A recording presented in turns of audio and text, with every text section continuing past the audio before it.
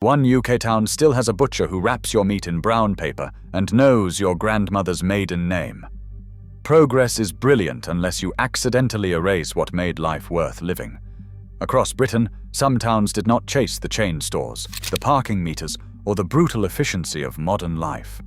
They locked the doors, pulled the blinds, and kept living like it is 1965, on purpose or by accident, or because someone forgot to tell them they were supposed to change. And here is the wild part. These places are not museum pieces.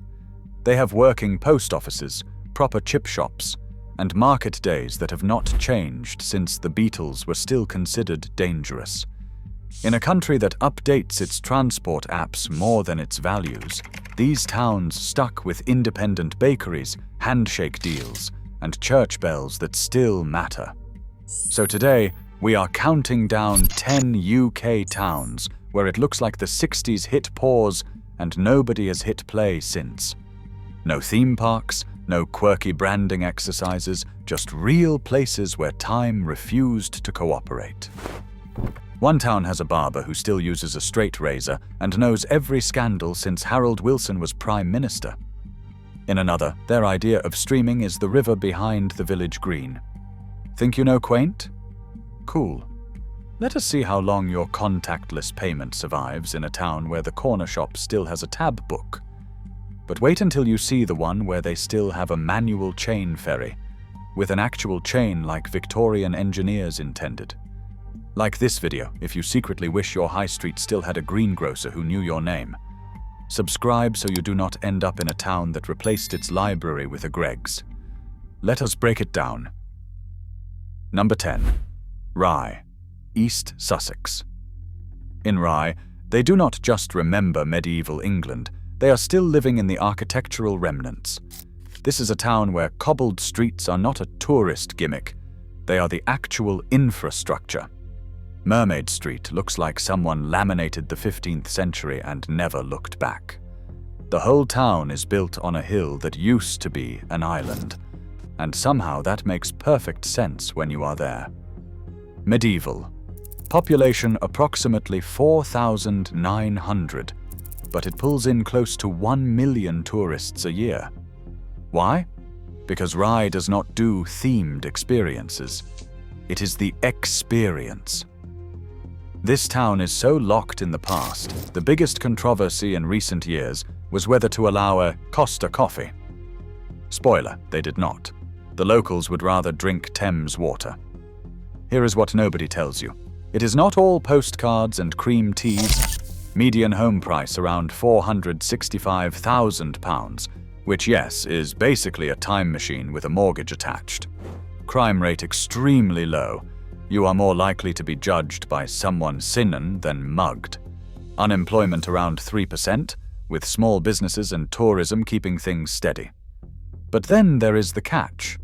Jobs are seasonal, limited, and not exactly booming unless you want to run a tea shop or become a professional guide to your own town. Time.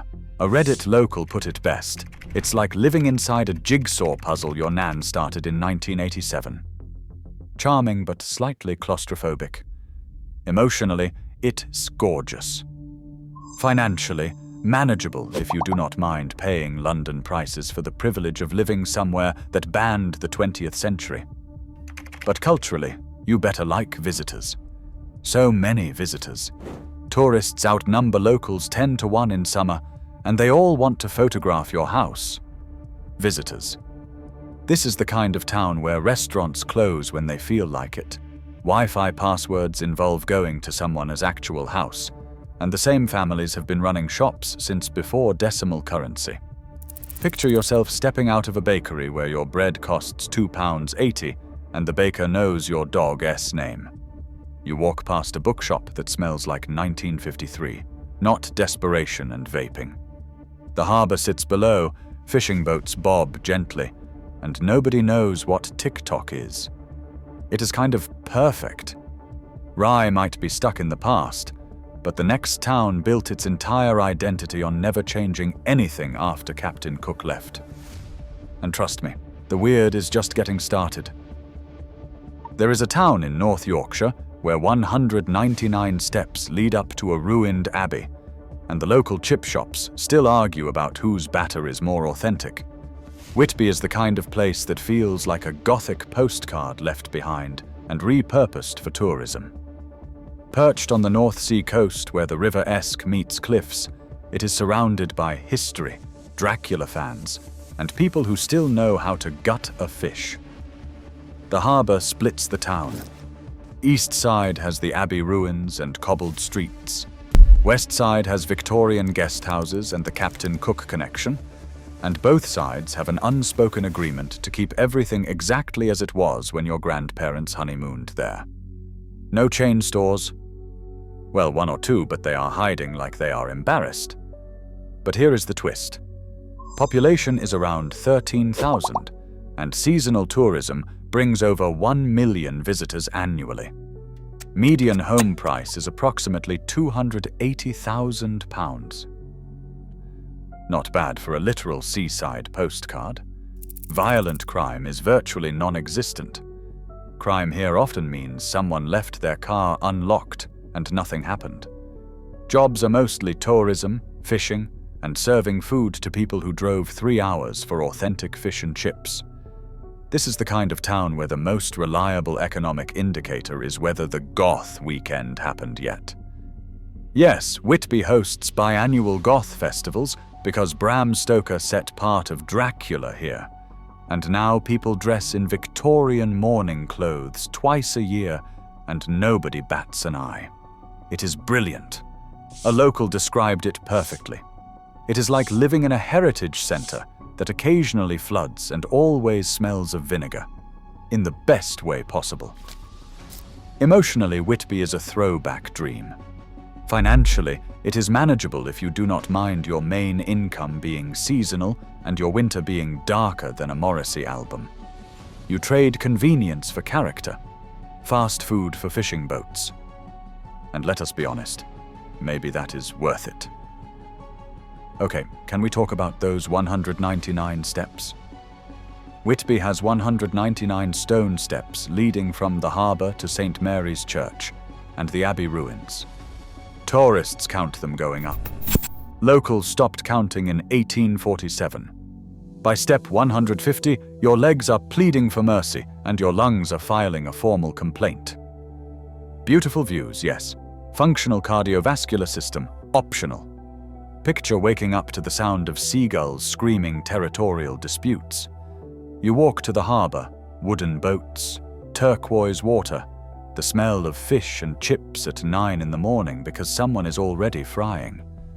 Nobody is in a rush, including you, especially you. Could you live in a town where Goths outnumber Starbucks and everyone is fine with that? Drop a yes or a hard pass in the comments. Whitby may feel like a Victorian fever dream, but the next town, let us just say they turned staying in the Middle Ages into a full-time business model, and it gets weirder from here. Number 8. Ludlow, Shropshire. Ludlow is what happens when a medieval market town refuses to acknowledge the existence of the modern era, and everyone just politely goes along with it. If someone built a time machine and forgot to bring it back, it would be parked in Ludlow. This town has a castle from 1086, a market that's been running since 1203, and approximately zero interest in becoming the next big thing. The town centre, half-timbered buildings, cobbled streets, and independent shops sell things you didn't know you needed. Even the charity shops look like they've been curated by someone's fashionable aunt. People live slow here, not lazy, intentional. Market day, Mondays and Saturdays. Coffee at the same cafe every morning.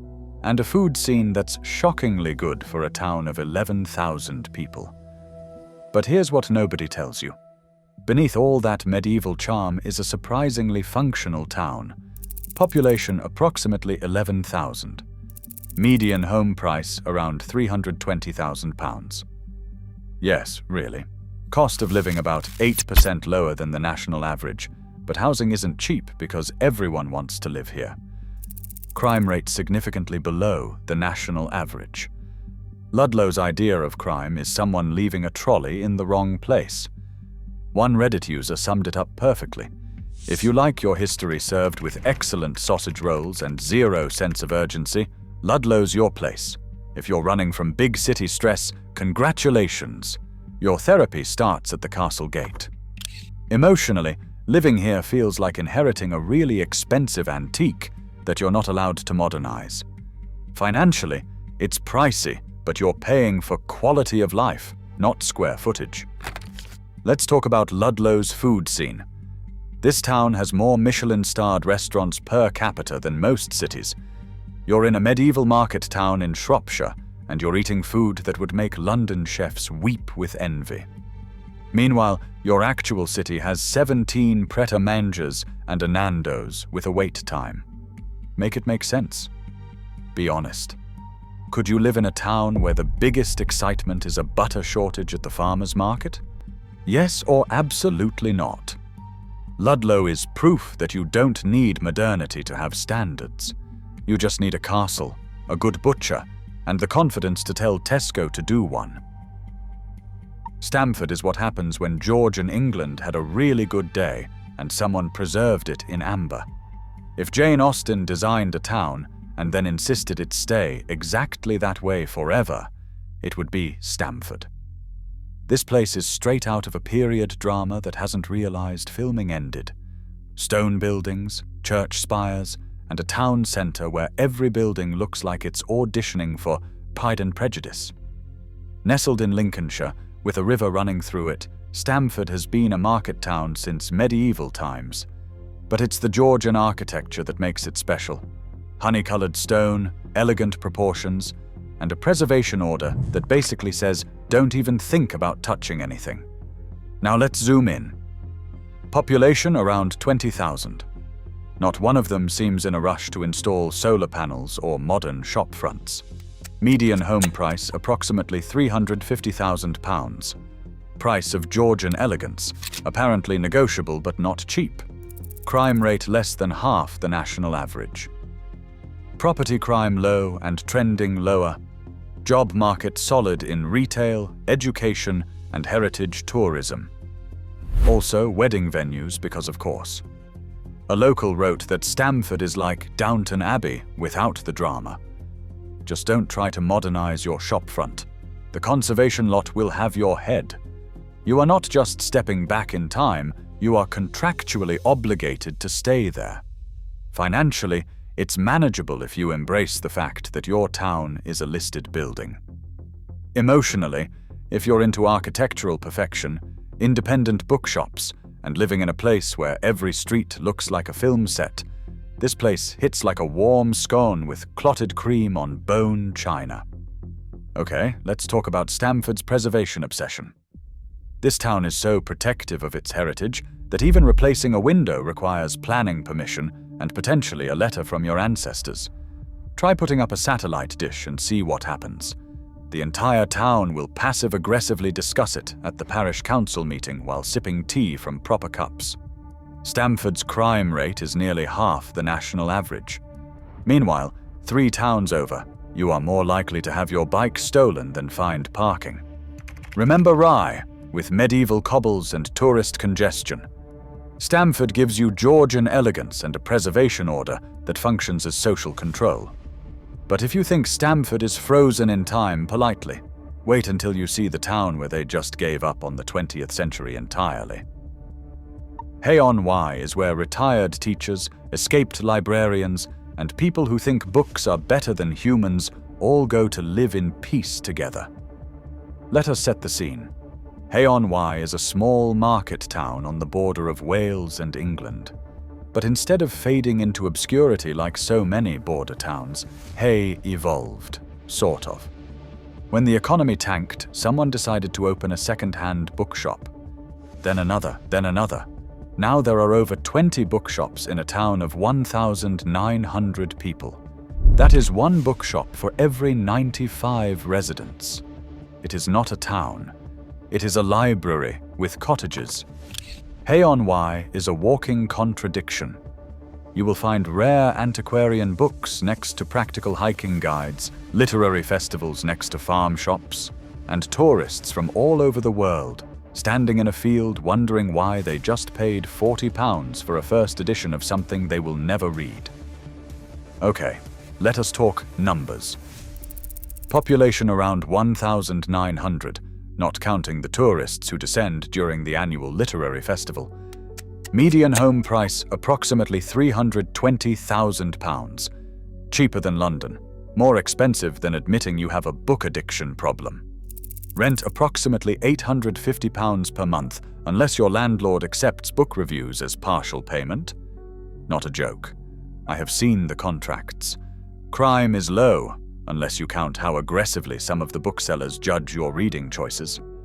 Jobs are books, tourism, hospitality. Not a ton of corporate offices. Also, not a ton of people who know what a corporate office is. Hay-on-Wye is where people move when they get tired of pretending they care about career advancement.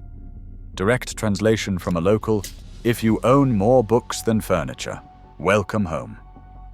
Emotionally, Hay feels like a Wes Anderson film set in a bookshop. Financially, it is surprisingly accessible, especially if you are not picky about having central heating that works or plumbing installed after 1970.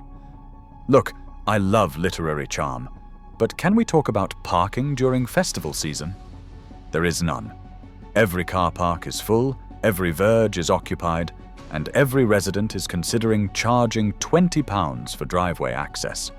You have not truly questioned your life choices until you have driven 90 minutes to buy a book you could have ordered online and spent 45 minutes looking for parking. Imagine waking up to the sound of nothing, except maybe church bells and someone arguing about Dickens in the cafe.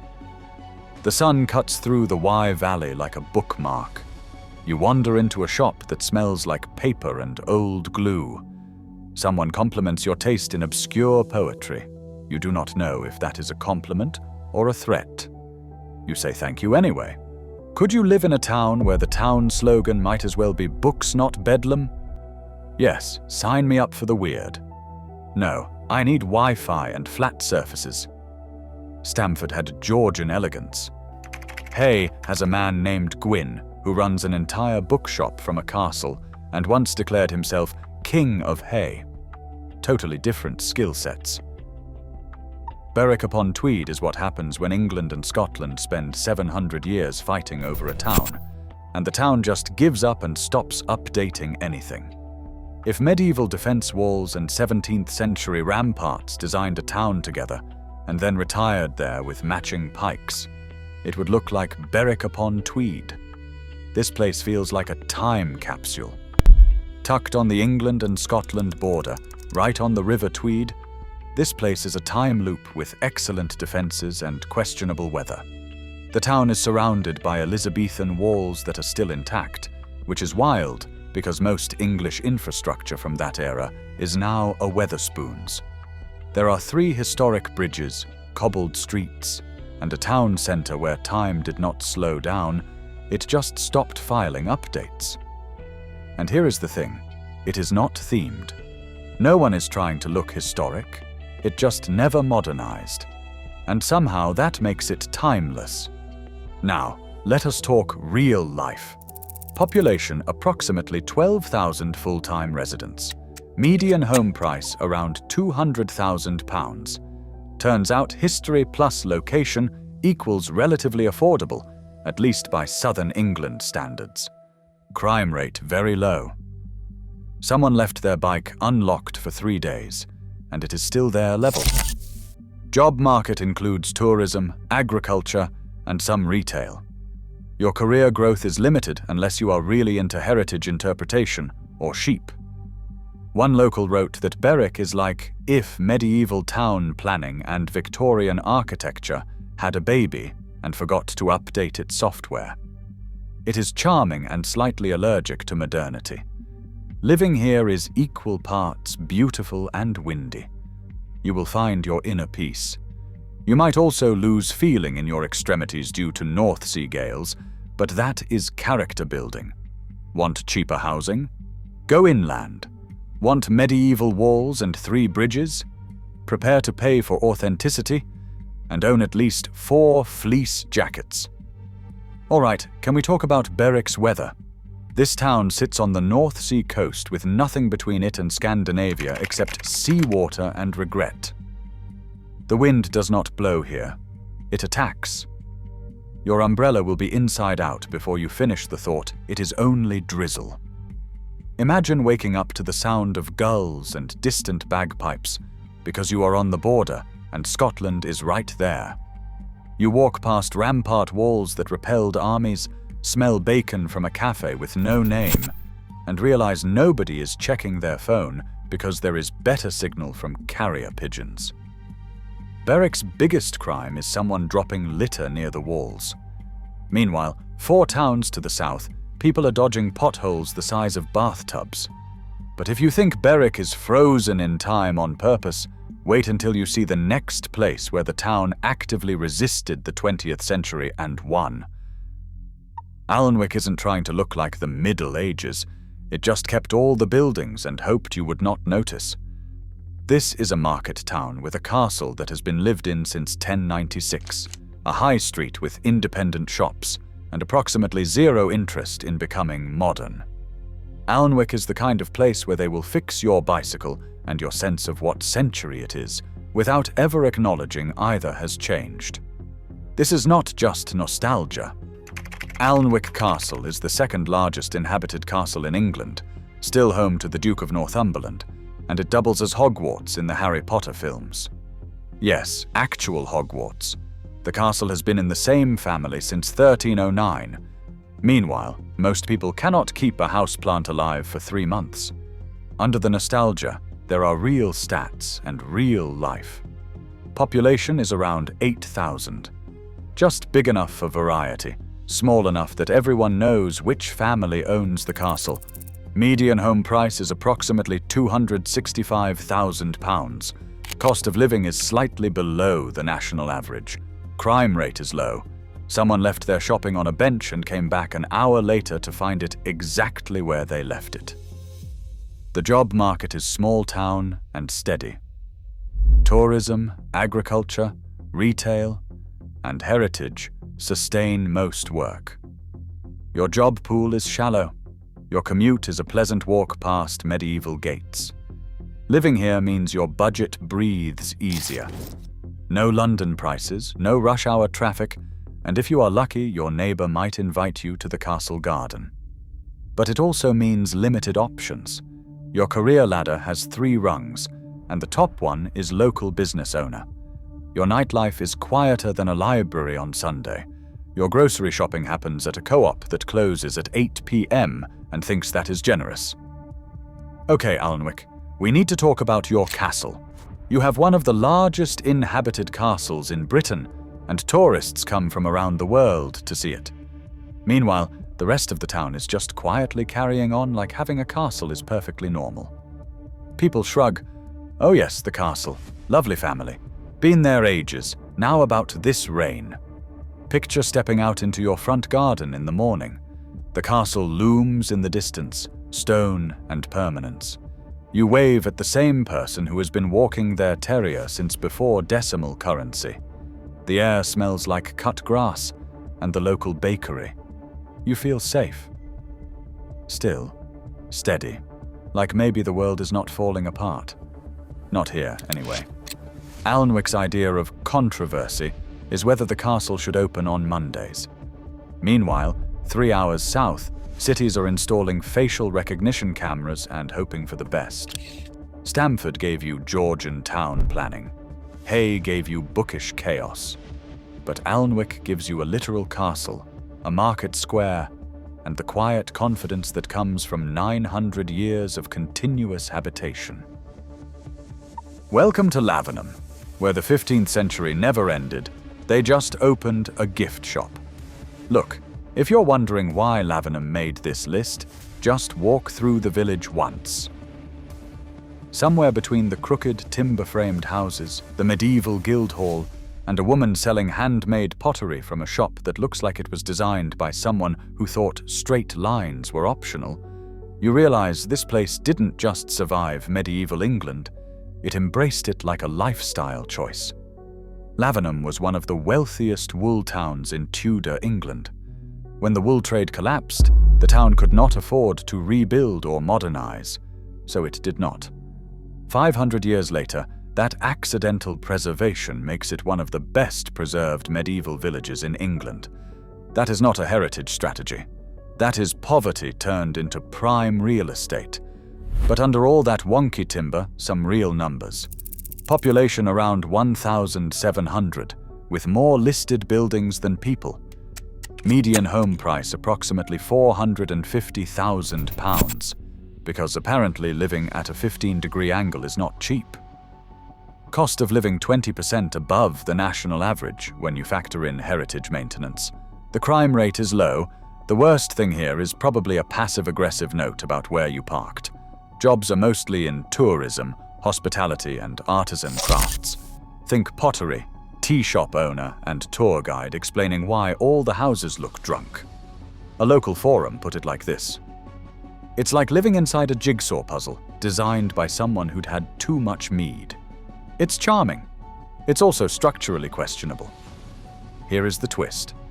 While it looks medieval, the economics are fully 21st century. House prices are steep because of location and Instagram value.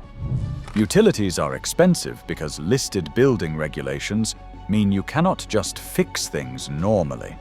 And if you are not in tourism or selling something twee to visitors, good luck finding full-time work. You are paying for the aesthetic, not the convenience, and definitely not the right angles. Lavenham, I love you, but can we talk about your architecture? Not a single wall is straight. Not one. You walk through someone's house and it feels like the building is slowly surrendering to gravity and time. Beautiful? Yes. Structurally sound? Debatable. I've seen drunk people stand straighter than Lavenham's best buildings. Picture this. You're walking down a narrow street where every house tilts slightly differently, like they are all trying to lean away from each other. Half-timbered facades, tiny windows, and the smell of something baking wafting from a bakery that has been there since 1463. You do not know if you are in reality or a dream. Then someone offers you cream tea and your wallet gently evaporates. If a village does not have a Tesco but has a Guildhall from 1529, would you move there? Lavenham is proof that medieval poverty and modern wealth can coexist if you market it correctly. And somehow people still pay £500,000 to live at an angle. Clovelly isn't a village, it's a vertical challenge with cottages. Welcome to Clovelly, Devon, population 439, cobblestone gradient 45 degrees. If you've ever driven through Devon, you've probably missed Clovelly entirely. It's not on a main road, it doesn't have parking near the village, and once you arrive, you'll understand why. There are no cars. None. Zero. The entire village is a cobbled street that descends from the top of a cliff to a tiny harbour at the bottom, and it's so steep that donkeys and sleds are the only approved transport method.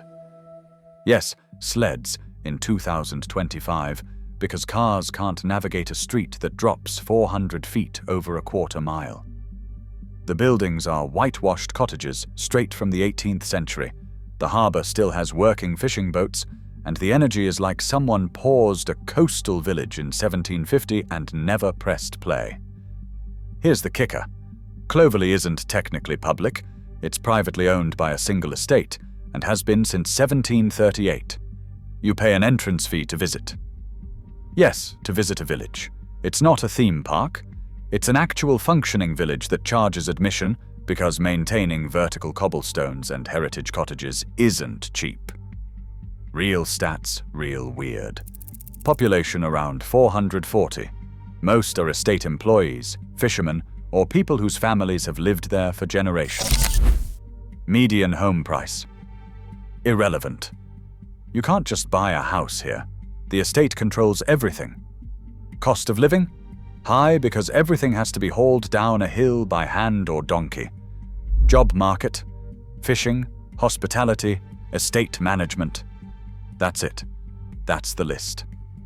Living here means your commute involves descending a cobbled cliff every morning and climbing back up at night. Your deliveries arrive by sled.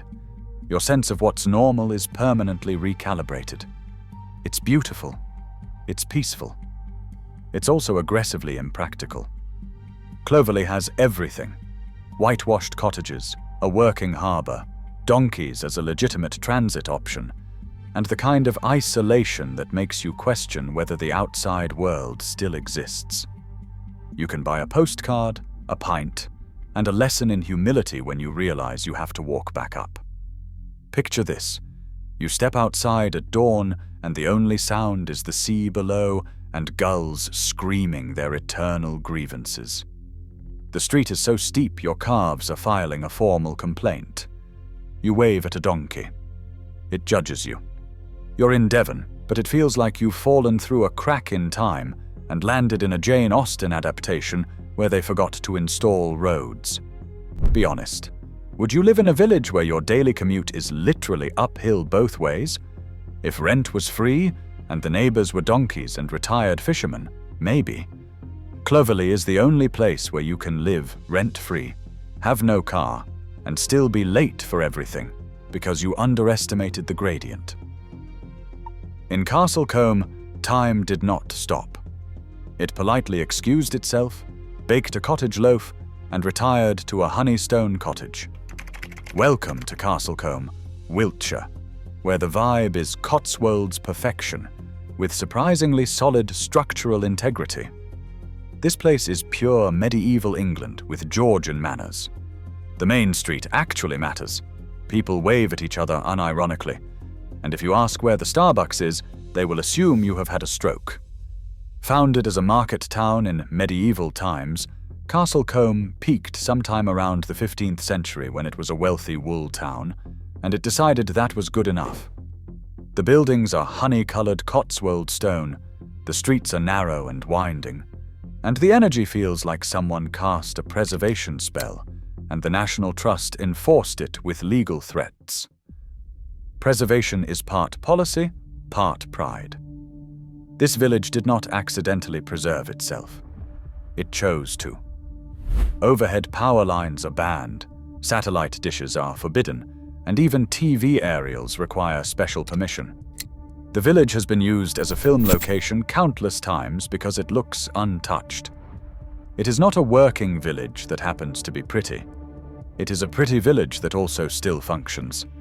Forbidden rules keep the look intact.